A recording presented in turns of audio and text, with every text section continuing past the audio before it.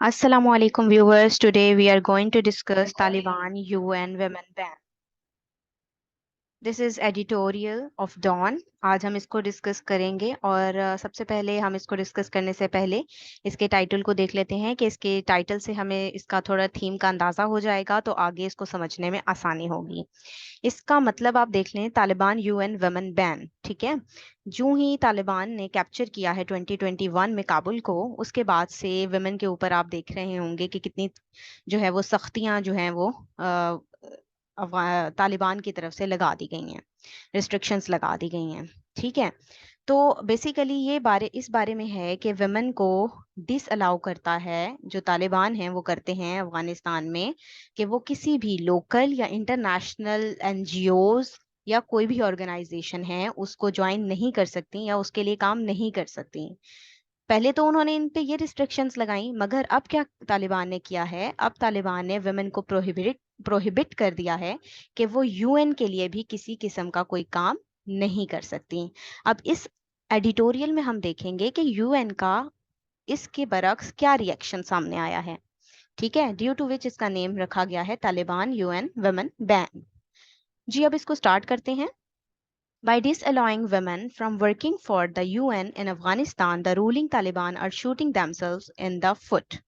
इसका मतलब यहाँ पर यह है कि वुमेन को यूएन के लिए काम करने से रोककर अफगानिस्तान में मौजूद तालिबान ने अपने पैरों पर खुद कुल्हाड़ी मारी है।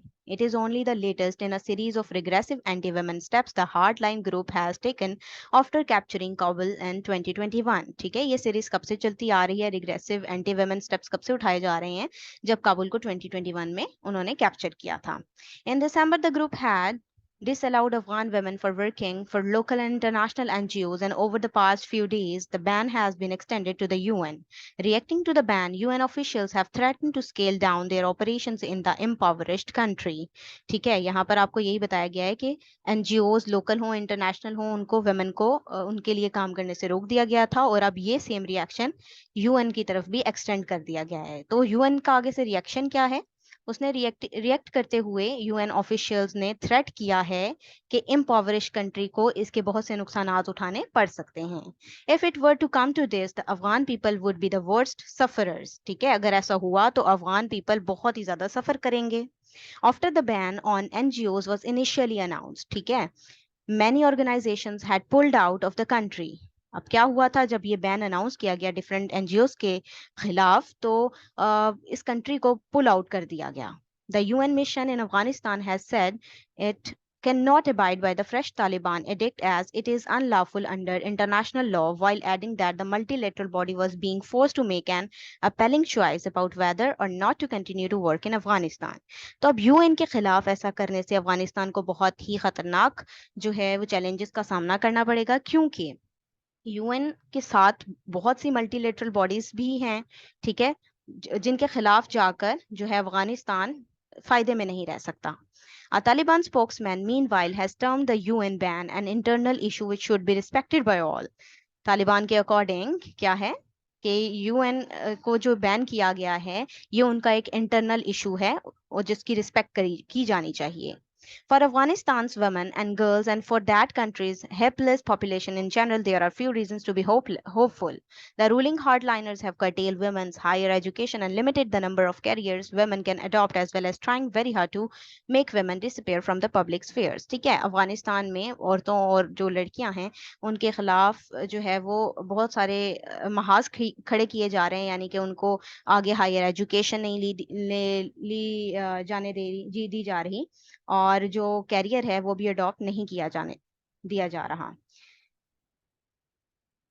एज वेल एज उनको डिसअपियर किया जा रहा है तमाम पब्लिक स्फेयर से। Yet if the UN does pull out of the country, the situation will become even more bleak, as an isolated Afghanistan faces hunger and poverty।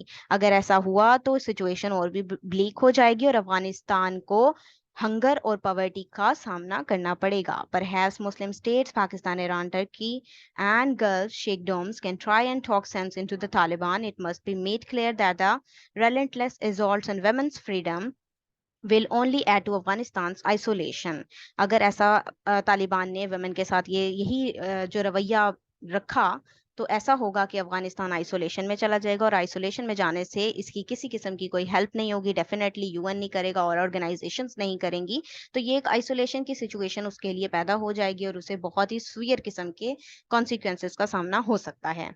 The UN, on the other hand, should reconsider pulling out of Afghanistan, and this is likely to increase the Afghan people's miseries। तो ये वही बात की जा रही है कि UN इस हवाले से बहुत ही बुरा रिएक्ट कर सकता है, और उसने किया भी है, और अफगान पीपल के लिए मिजरीज जो हैं वो बढ़ सकती हैं। तो ये था इसका थीम। अगर आप लोगों को ये पसंद आया है तो काइंडली इसको लाइक कीजिएगा, शेयर कीजिएगा। Thank you very much. Allah Hafiz.